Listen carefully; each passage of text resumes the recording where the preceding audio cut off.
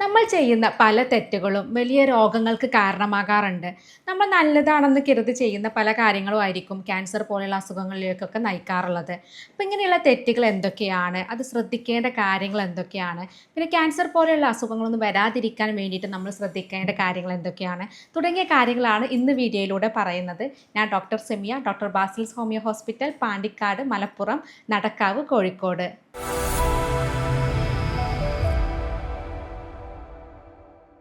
പല ആളുകളും രാവിലെ തന്നെ എഴുന്നേറ്റ ഉടനെ തന്നെ വെള്ളം പോലും കുടിക്കാതെ ആയിരിക്കും ഭക്ഷണങ്ങൾ കഴിക്കുന്നത്. പ്രത്യേകിച്ച് ഈ കാർബോഹൈഡ്രേറ്റ്സ് ഒക്കെ കൂടുതൽ അടങ്ങിയിട്ടുള്ള ഫുഡുകൾ.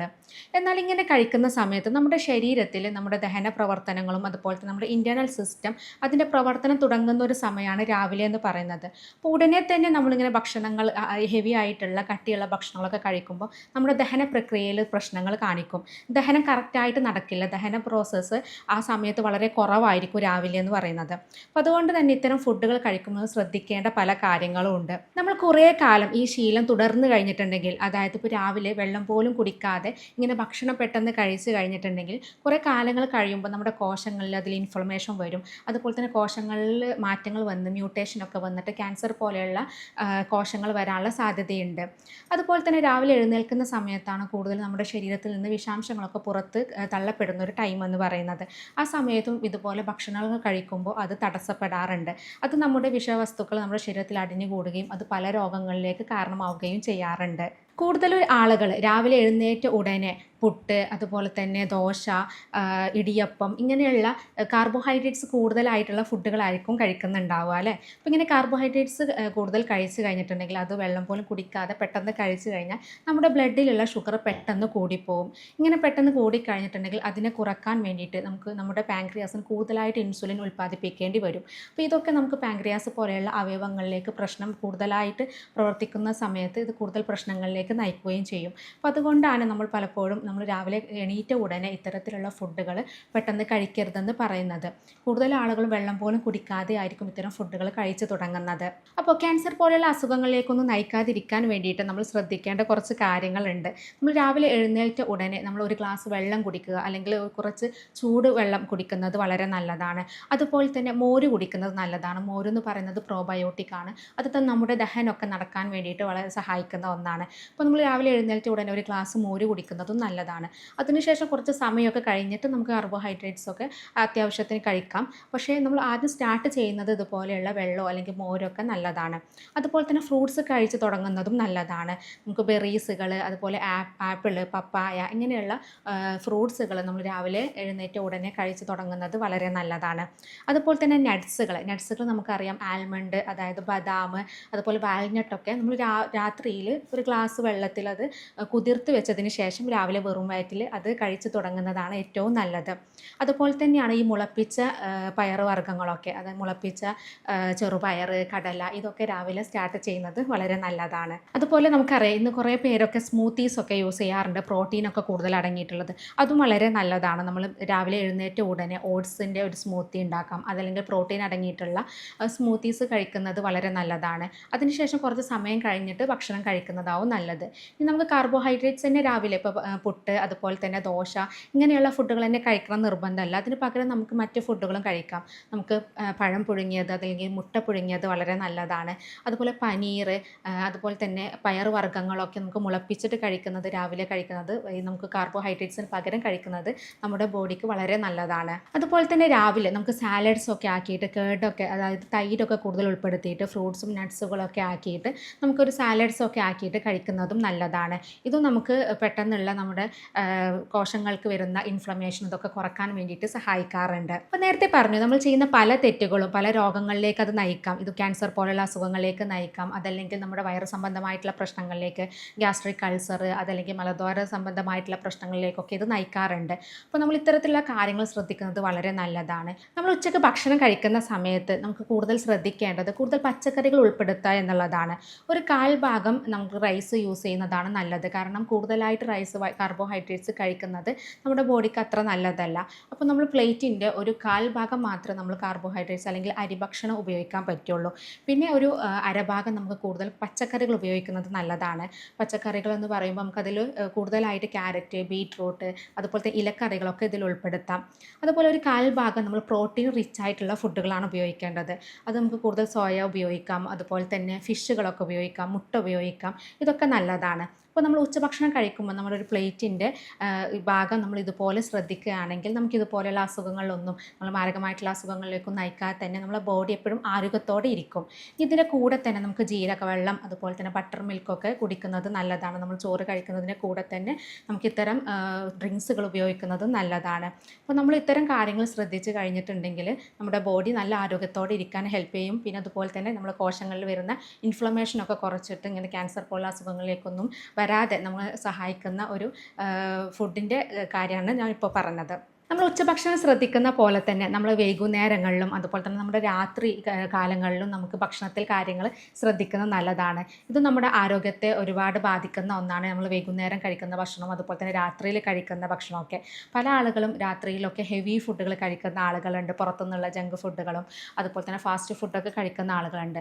പകൽ സമയങ്ങളിലൊന്നും കൂടുതലൊന്നും കഴിക്കാതെ രാത്രിയിൽ കൂടുതൽ ഓവറായിട്ട് കഴിക്കുന്ന ആളുകളുണ്ട്. അപ്പം അങ്ങനെയുള്ള ശീലങ്ങളൊക്കെ ഉള്ളവരാണെങ്കിൽ അത് ഒഴിവാക്കുന്നതാണ് നല്ലത്. അപ്പോൾ രാത്രിയിൽ നമ്മൾ കൂടുതലും സാലഡ്സൊക്കെ കഴിക്കുന്നതാണ് നല്ലത്. അതുപോലെ രാഗി, ഓട്സ് പോലെയുള്ള ലൈറ്റായിട്ടുള്ള ഫുഡുകൾ കഴിക്കുന്നതാണ് നല്ലത്. അതുപോലെ രാത്രി കഴിക്കുന്ന സമയത്ത് നമ്മൾ കൂടുതലും നേരത്തെ കഴിക്കാൻ ശ്രദ്ധിക്കുക. നമ്മളിപ്പോൾ ഉറങ്ങുന്നതിൻ്റെ ഒരു മണിക്കൂറോ അല്ലെങ്കിൽ 2 മണിക്കൂറോ മുന്നേ കഴിക്കുന്നത് നല്ലതാണ്. ഇത് നമ്മുടെ ദഹനമൊക്കെ കറക്റ്റ് നടക്കാനും ഇത് നമുക്ക് ഗ്യാസ്ട്രൈറ്റിസ് പോലെയുള്ള വയറിലുള്ള പ്രശ്നങ്ങളൊക്കെ ഇല്ലാതിരിക്കാനും വേണ്ടിയിട്ടും ഹെൽപ്പ് ചെയ്യാറുണ്ട്. അതുപോലെ തന്നെ പല ആളുകളും ഈവനിങ്ങിൽ വൈകുന്നേരങ്ങളിൽ എന്താണ് കഴിക്കേണ്ടതെന്ന് ചോദിക്കാറുണ്ട്. പിന്നെ വൈകുന്നേരങ്ങളിൽ കൂടുതലും നമുക്ക് ഗ്രീൻ ടീയോ അല്ലെങ്കിൽ എന്തെങ്കിലും ഹെർബൽ ടീ കുടിക്കുന്നത് നല്ലതാണ്. അതുപോലെ തന്നെ നട്ട്സുകൾ കൂടുതലായിട്ട് ഉപയോഗിക്കുന്നത് നല്ലതാണ്.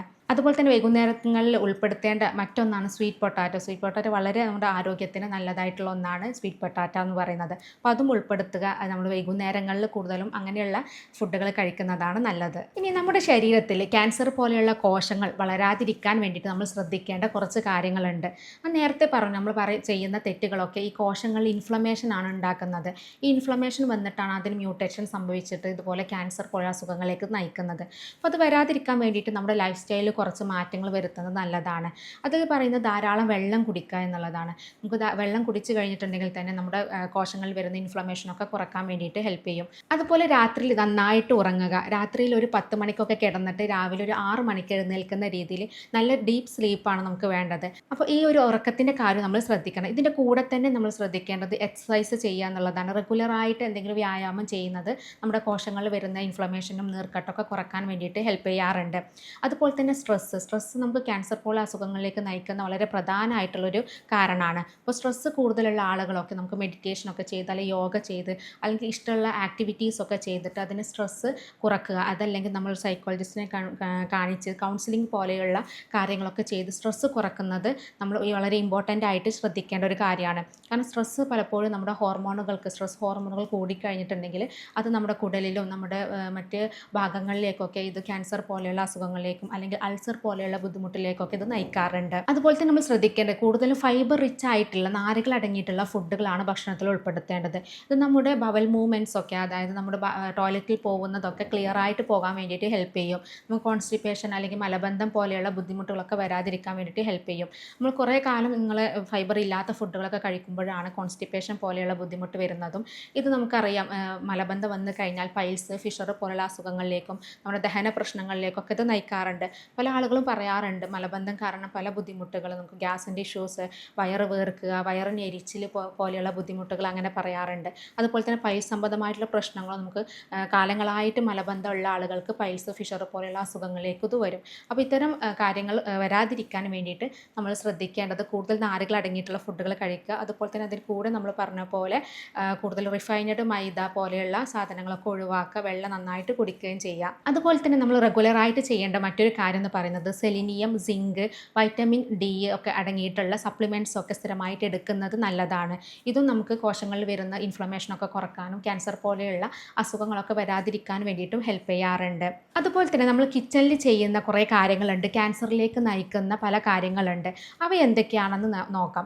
പല ആളുകളും റീഹീറ്റഡ് ആയിട്ടുള്ള ഓയിൽസ്, അതായത് ഒരു പ്രാവശ്യം നമ്മൾ ചൂടാക്കിയ ഓയിൽ തന്നെ വീണ്ടും വീണ്ടും ഉപയോഗിക്കുന്ന ശീലമുള്ള ആളുകളുണ്ട്. ഇങ്ങനെ ചെയ്ത് കഴിഞ്ഞിട്ടുണ്ടെങ്കിൽ ഇത് ക്യാൻസർ പോലുള്ള അസുഖങ്ങളിലേക്ക് നയിക്കാറുണ്ട്. അതുപോലെ തന്നെ നോൺ സ്റ്റിക്ക് യൂസ് ചെയ്യുന്ന ആളുകളാണ്. നമുക്കറിയാം ഇന്ന് കിച്ചണിൽ കൂടുതൽ നോൺ സ്റ്റിക്ക് ആയിട്ടുള്ള കുക്ക് വെയേഴ്സാണ് കൂടുതലുള്ളത്. ഇപ്പോൾ നോൺ സ്റ്റിക്ക് പാത്രങ്ങളിൽ തന്നെ കേട് വന്നത് സ്ഥിരമായിട്ട് ഉപയോഗിക്കുന്ന ആളുകളുണ്ട്. കേട് വന്നാലും അത് ഒഴിവാക്കാതെ അത് സ്ഥിരമായിട്ട് അങ്ങനെ വീണ്ടും വീണ്ടും ഉപയോഗിക്കുന്ന ആളുകളുണ്ട്. അപ്പോൾ കേട് വന്ന ഈ നോൺ സ്റ്റിക്ക് പാത്രങ്ങളിലൊക്കെ നമ്മൾ ആ ഭക്ഷണം പാകം ചെയ്ത് കഴിഞ്ഞിട്ടുണ്ടെങ്കിൽ ഇത് ക്യാൻസർ പോലുള്ള അസുഖങ്ങളിലേക്ക് നയിക്കാറുണ്ട്. അതുപോലെ തന്നെ പ്ലാസ്റ്റിക് കണ്ടെയ്നേഴ്സ് സ്ഥിരമായിട്ട് ഉപയോഗിക്കുന്നത്, പല ആളുകളും ചൂടോട് കൂടെ പ്ലാസ്റ്റിക് പാത്രങ്ങളിലേക്ക് നമ്മുടെ ഫുഡുകൾ മാറ്റി വെക്കാറുണ്ട്. ഇങ്ങനെ ചെയ്ത് കഴിഞ്ഞാലും അത് ക്യാൻസറിലേക്ക് നയിക്കാം. അതുപോലെ തന്നെ ആർട്ടിഫിഷ്യലായിട്ടുള്ള സ്വീറ്റ്നേഴ്സ്, അതായത് മധുരമൊക്കെ കൂടുതൽ ആർട്ടിഫിഷ്യൽ മധുരമൊക്കെ ഉൾപ്പെടുത്തുന്ന ആളുകളുണ്ട്.